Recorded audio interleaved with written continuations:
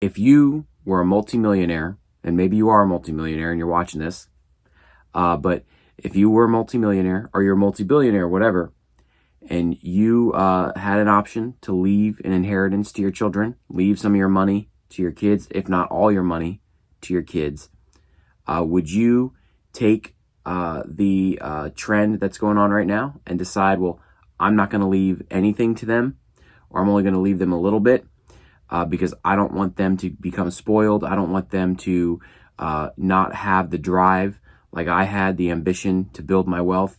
Would you do that? Would you not leave them a cent, or would you pass on all of it to them and let them have it? So it's an interesting trend going on, and I thought we'd talk about it today because there's a article here that specifically talks about how there's the trend going on amongst the wealthy, millionaires, billionaires, that they're not passing their wealth on to their children, and there's a lot of people doing it. It says right here, I'm a millionaire.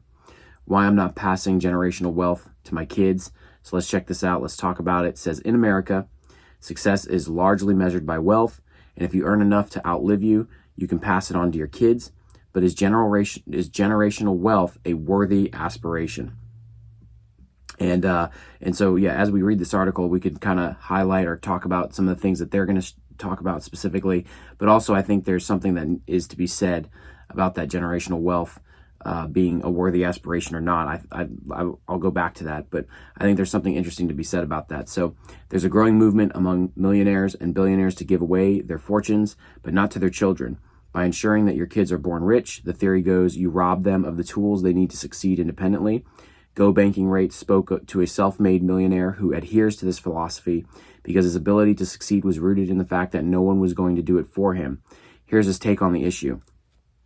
Brian Clayton is the founder and CEO of GreenPal, a marketplace that pairs lawn care professionals with people seeking landscaping services for their homes and businesses.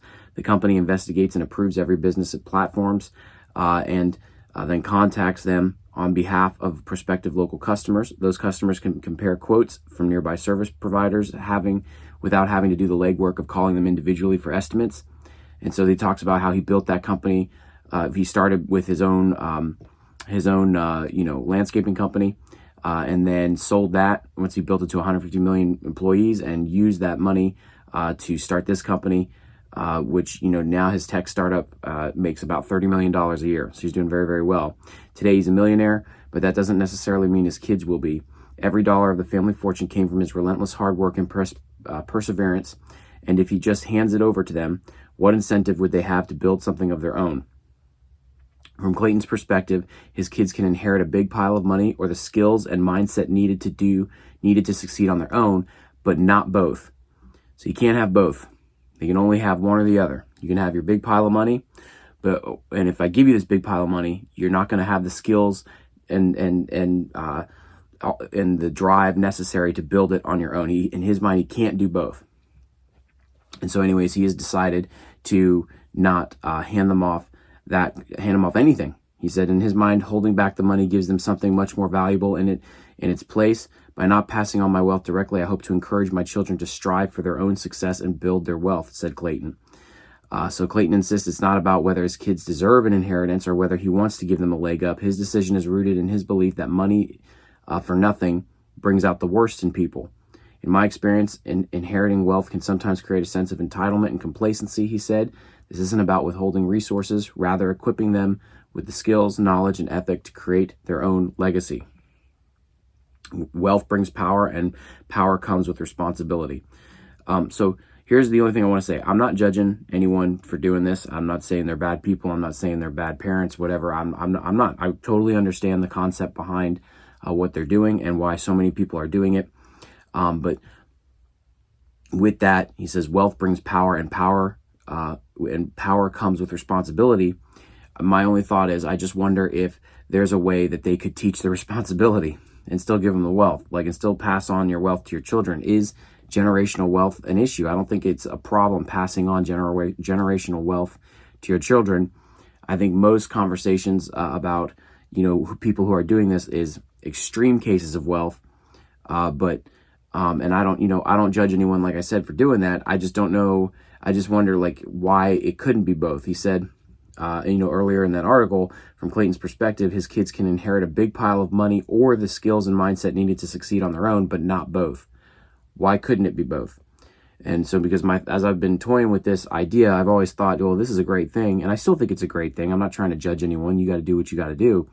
But I just wonder if there's a way where it's like, well, why couldn't you give the money you have as your inheritance? Why couldn't you give that to your kids, let them have it, but then also teach them not to be jerks about it? Like, actually teach them skills and goals and all the things to be responsible with it and be giving with it. Why is it?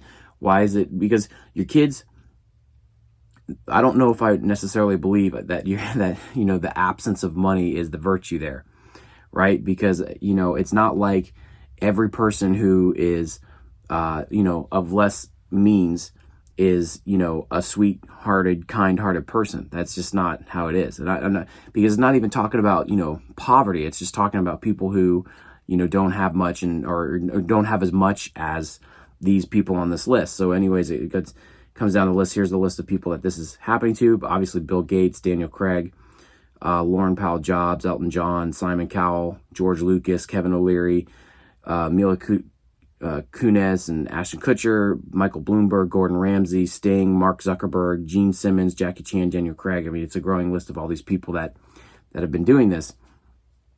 But if this were the case, and it was like, well, we're not, if we give you this money, you're not going to have the skills you need to succeed on your own. If that was the case, then all these people that don't have money would have all these skills. I mean, it's very obvious that the absence of money is not the virtue here. The absence of money is not the thing that causes someone to be, a nice person or not. And I mean, if you don't believe that, I just think you haven't had enough experience dealing with people. I was in a very, very great position where I've had to deal with all sorts of different people. I was in a sales position, where my product that I was selling, I had products that I sold to people of lesser means, and I had products that I sold to people of higher means. And it was, when I was very young, I was fresh out of college. And so I was just, out there traveling. It was a traveling sales position. It was all 100% commission. I would go out and I would do presentations of our products, our financial products, to people of, just regular means, lesser means. And then also some of my appointments would be people with very, very high income, very large, wealthy means. And the great thing about our products was, the amount of money that I made when I successfully sold the higher income people it didn't like dwarf in comparison to the money I made when I sold the other products. It was kind of it was almost a wash. It would be a couple, it'd be a little bit more, but it wasn't enough to be like only chasing one type of customer. But I remember thinking to myself, one of the biggest lessons I learned in doing it was, man, you would always assume like the wealthy people were always, the stereotype is they're all greedy. They're going to be mean to you. They're going to look down on you, da, da, da, da. And then, the other stereotype as well, the people that were, of lesser means were always going to be kind-hearted and humble and all this stuff. And I'm going to tell you, like, and this is very anecdotal, but in my situation, a lot of times that was reversed. Like the stereotype was reversed. And and not all the time. Occasionally you'd meet the one that would fit the stereotype, but most of the time I would go visit like a very wealthy family, who built their wealth, whether they were ranchers, farmers, they were business owners, whatever. I mean, it was a wide variety of people, and they would be like the sweetest, kindest people, humble, down to earth, giving, generous. Like, I've had, like, there was a couple times where I was offered dinner, like to stay for dinner, all this stuff, crazy stuff, like very generous, like, and I'm just intruding on their day. Like, we had an appointment, but, they're like, yeah, just stay and, talk. So it's just crazy, right?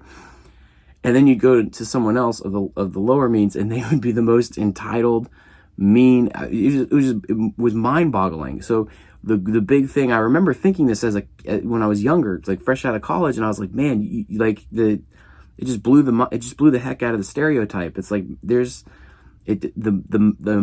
absence or presence of money really didn't mean much. Like, it was just like, it was a heart issue.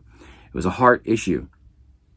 And so I say that as I was thinking about this trend, as we think about this in generational wealth and inheriting, I just was wondering what you guys would think about that. Is the fact that they're not giving money to their children going to do anything for them, or are they simply just making life harder unnecessarily? And so let me see if I can find this in here, because they talk about Buffett. So he talks about Warren Buffett. He says Buffett has pledged to give away nearly all of his massive fortune, which Forbes says is currently worth about 112 billion. You're talking about Warren Buffett in this grand scheme of this ideology.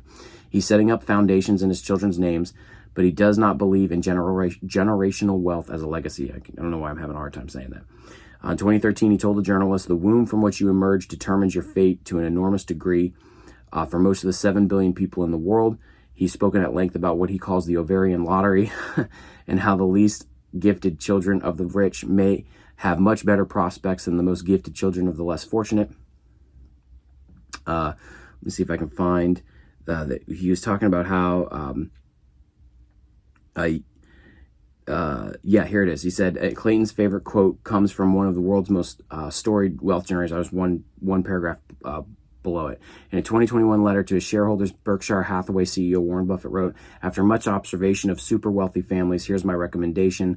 Leave the children enough so that they can do anything, but not enough that they can do nothing."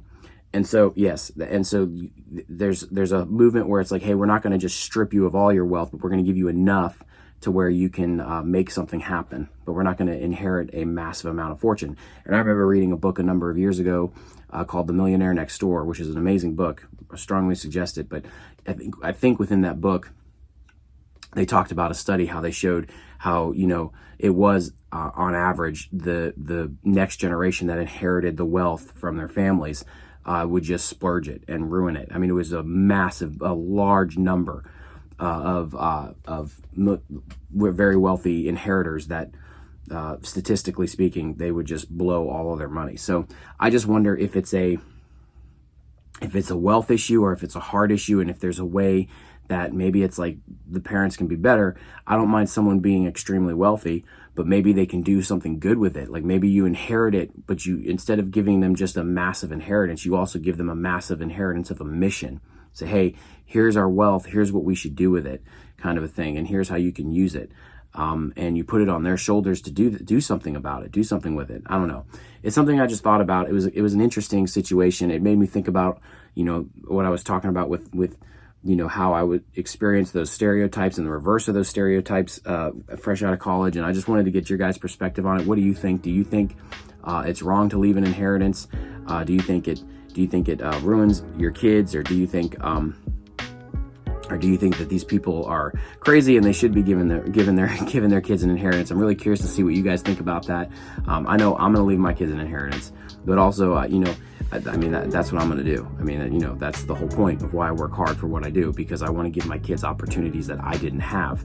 That's what drives me. That's what motivates me. So does that motivate you? Do you think about that? I'm curious to know, what are people's thoughts on this? Because this is an interesting subject. So anyways, if you made it this far into the video, thanks for hanging out with us. I hope you had a great weekend. And I'll catch you guys in the next one.